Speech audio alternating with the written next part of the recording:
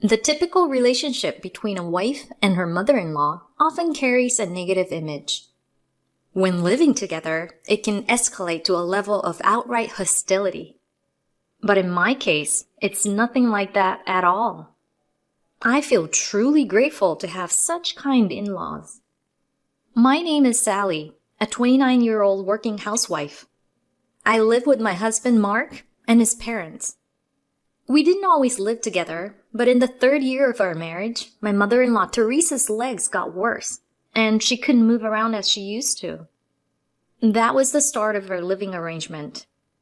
When they asked us to live together, I had my concerns.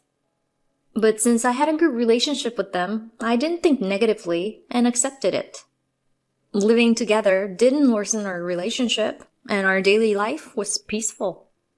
We kept a good distance from each other and got along well.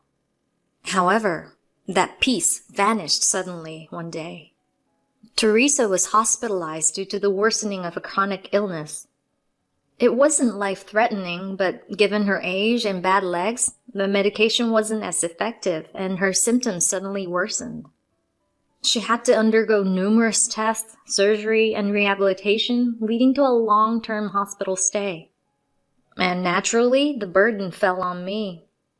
While my father-in-law, Jack, had always tried to handle household chores under Teresa's supervision, he struggled due to his age and old-fashioned ways.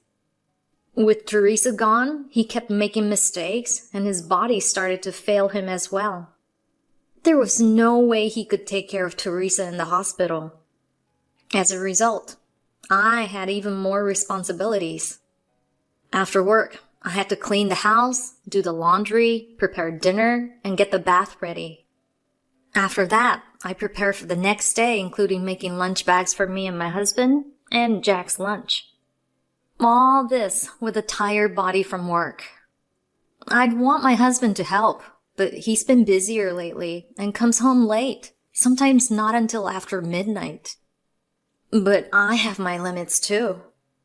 So I asked, "Could you help a little?" When Mark came home late, he'd eat and bathe, then just lounge around. On weekends, he'd go out and hang out with his friends. I said, "That's not fair. Help out a bit." But he responded, "If it's that hard, why don't you just quit your job?" I said, "I can't do that. If our income drops, it'll be tough on the household." He responded, "You're making less than me anyway, so it won't make much difference." "But if I quit, it'll cause problems at work." "Don't be so full of yourself. They won't miss you if you leave." Wow, that's harsh, I thought, feeling hurt by his attitude. But one day, my frustration was suddenly resolved. Mark apologized. "I'm sorry for dumping everything on you. It's my parents, after all. I'll help more." I wanted to say, "What's gotten into you all of a sudden?" But I didn't. He suddenly changed like a different man. When I looked at him with a puzzled expression, I noticed Jack looking at me apologetically. Turns out, Jack had scolded him. Jack said, "I'm sorry for making you do everything, Sally. I should be doing more, but it's a problem if my son isn't helping. I told him to find a new job if his company won't let him take time off to take care of his family." Uh-huh. It seemed the words of his father had more weight than mine. But in any case, it was a relief to have his help, but it led to a new set of problems. I didn't ask him to prepare dinner, just to make lunch once a week. The rest of the time, I do it. Not much change. If I asked him to do laundry, he'd put too much detergent or forget fabric softener, leaving clothes stiff. If I asked him to hang the laundry, he'd just throw it on without smoothing out wrinkles. Can't he at least spread out the towels? Never mind already. I'd ask him to bring in the dry clothes, and when I came back from shopping, it would start raining and the clothes would be left out. So typical of him. I'd ask, "Why didn't you bring them in?" And he'd say, "They weren't dry yet." Unbelievable. He'd mess up cleaning and everything else. He had a knack for making things worse. I tried to gently correct him, but he never improved. I realized he wasn't gonna get better. So I was still doing most of the household chores, and my frustration only grew. But at least he worried about his mother. He visited her daily, which was commendable. I couldn't go every day due to my busy schedule. Jack, who used to visit often, had to stop due to his own health issues and seemed lonely. I asked Mark to bring his mother's laundry and check on her needs, but he said, "She uses the hospital's washer, and she messages me if she needs anything." He assured me not to worry because he visited daily, but he did nothing else. If nothing is added and nothing is taken away, it's a single malt whiskey. But my husband does nothing and achieves nothing. He's like a plain ethanol. While Jack used to bring messages from Teresa, Mark didn't. It made me uneasy, and I wondered if she thought he was unreliable. He said they exchanged messages, but she was a patient and didn't always keep her phone on. When she did reply, her messages were often unclear because of typos. Mark isn't here again today. What does that mean? Teresa, please check your messages before sending. With Jack still unwell and me unable to visit the hospital for a week, Mark remained useless.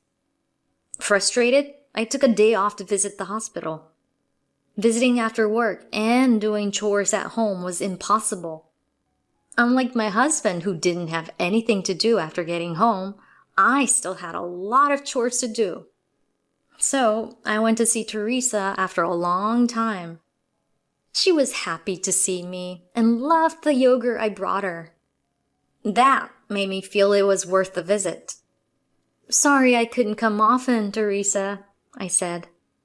"It's okay. Thanks for handling everything at home. I hope Jack isn't causing trouble," she asked. "Not at all. He's just worn out from overdoing it after you were hospitalized. But he's feeling better with the healthy meals I've been making, and he should be able to visit soon." "That's wonderful," she said. Despite their age, my in-laws are still very close. But no matter how busy I was, Mark would be lounging on the couch, glued to his phone, even with my efforts to teach him household chores. We barely talked anymore. It made me wonder if we could even call ourselves a couple. Teresa noticed my sadness. "Are you okay, Sally? You look exhausted. Please rest and don't worry about me," she said, concerned. "Oh, I'm fine. I just wish Mark would help more, I admitted. I didn't want to complain to her about her own son, but I needed someone to listen. She sighed in agreement. "Oh, Mark. But then her next words shocked me. "Since I was hospitalized, he hasn't visited once." What did she just say? I couldn't believe my ears.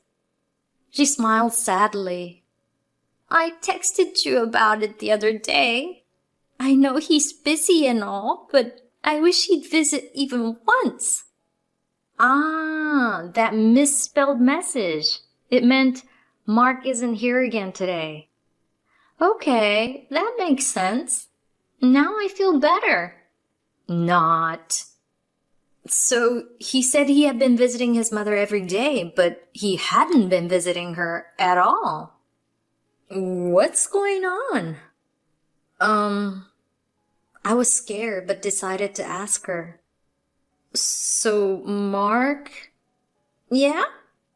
He's supposed to be visiting you every day." "He is?" We stared at each other in disbelief. It made sense now.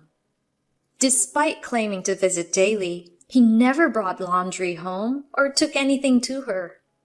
He wasn't the type to do this daily. I knew my husband's nature. Someone that diligent wouldn't leave laundry out in the rain. Could it be? I muttered, and Teresa looked at me worriedly. 3 months passed. I got used to the busy days, figuring out how to manage. I packed my bags as I pondered such things. I took a day off today because it was going to be hectic. And before I knew it, it was night. As I finished cleaning after dinner, I heard the door open. I'm home. Ugh, I'm exhausted, Mark said, returning at his usual late hour, just before 9 p.m. Late again. Welcome home. Still working late, huh? I greeted him, and he frowned. What's with that attitude? I'm visiting Mom every day, even when I'm tired from work. If you have time to be sarcastic, make a better dinner, he snapped. Normally, that would irritate me, but I let him get away, knowing what was coming for him. I held back my laughter. You visited your mom again today? Visiting hours are over, you know. Yeah, I told you. I'm family, so it's fine. That's right. Sorry. So, how's she doing? Yeah, good. She's getting better, and might be discharged soon. Oh, is that so? Yeah, what's with that tone? You sound like you don't want her to be discharged. You're a terrible wife, you know that? His words made me furious, so I decided to reveal the truth. I moved closer to him. Is she really getting discharged soon? Yeah, she is. Are you insinuating that I'm lying? Yes, I am. You just lied in my face. Excuse me? I did not lie. Take a look at this, then, I said, leading him to the door to his parents' room. I dramatically opened the door as my husband looked around. What the? Here she is. Your very healthy mom. What? He was stunned to see his mother standing there. And she's looking furious. Why is she here? He stammered. What do you think? She was discharged today. She was? Yep, this morning. That's right. Today, Teresa was happily discharged from the hospital. I took the day off to pick her up and handle the discharge procedures. Why didn't you tell me? That's strange. You visit her daily, right?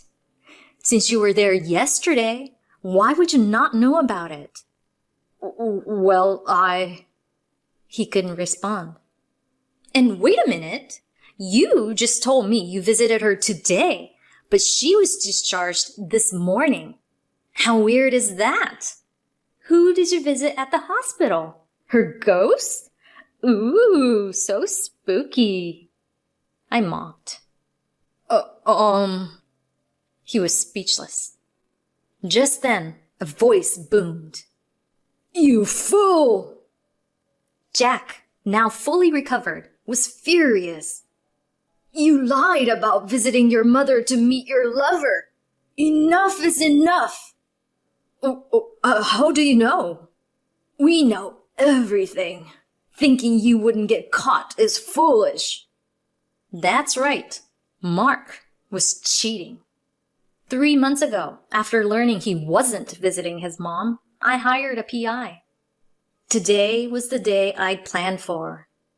You have no idea how long I've waited for this day to come. Switching from a joking attitude to a serious one, I silently handed my husband a large envelope. Trembling, he took it and opened it. Divorce papers? Yes, that's right. I've filled my part. Just need your signature. Why? Why?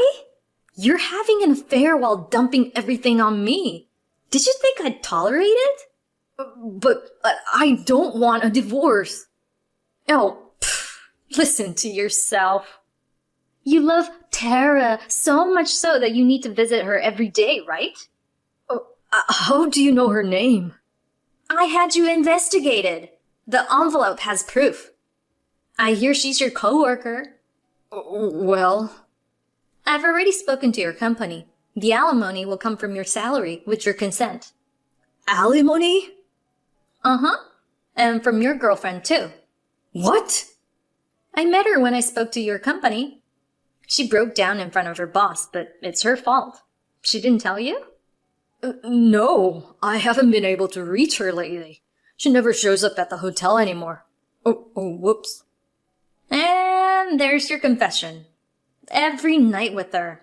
How lovely. But don't worry, you can be with her all you want from now on. She says she's moving back home after she quits her job, so you can join her. No, I don't want that. My husband, infatuated with this young coworker, had been cheating while leaving me with all responsibilities. At first, he claimed he was working late. After Jack scolded him, he lied about visiting his mother. What feelings could I possibly have to such a husband? Oh, Mark, I'm so disappointed in you. I didn't raise you to be this way. Mom. Cheating is bad enough, but neglecting Sally and me is worse.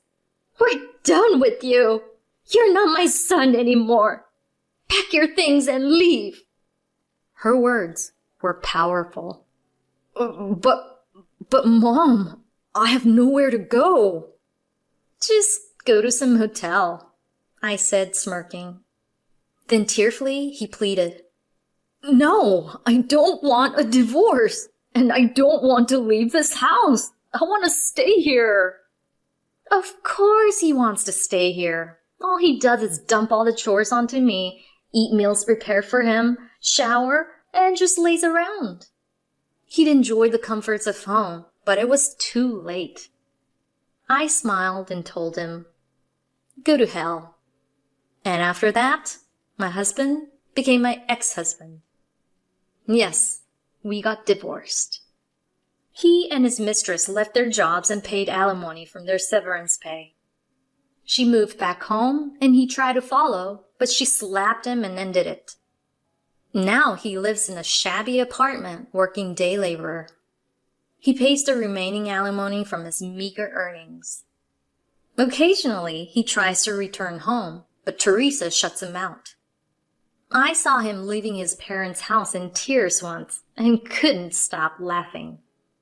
A few years later, I remarried. My new in-laws are wonderful. Peter and I had a lovely daughter despite my late pregnancy. Holding her, I said to him, I have a request. What is it? Can they meet our baby? I was referring to my former in-laws, who treated me like their own daughter. I lost my parents early, so they were like real parents to me. My ex-husband was a real jerk, but I loved his parents. Peter knew I stayed in touch with them, though he might not like it. I asked him hesitantly, but he smiled and said, Of course. They're important to you. Let's visit them. His understanding made me cry. My first marriage was a mistake, but it led me to wonderful people. I'm grateful for meeting such kind souls. As I thought about this, the baby in my arms smiled.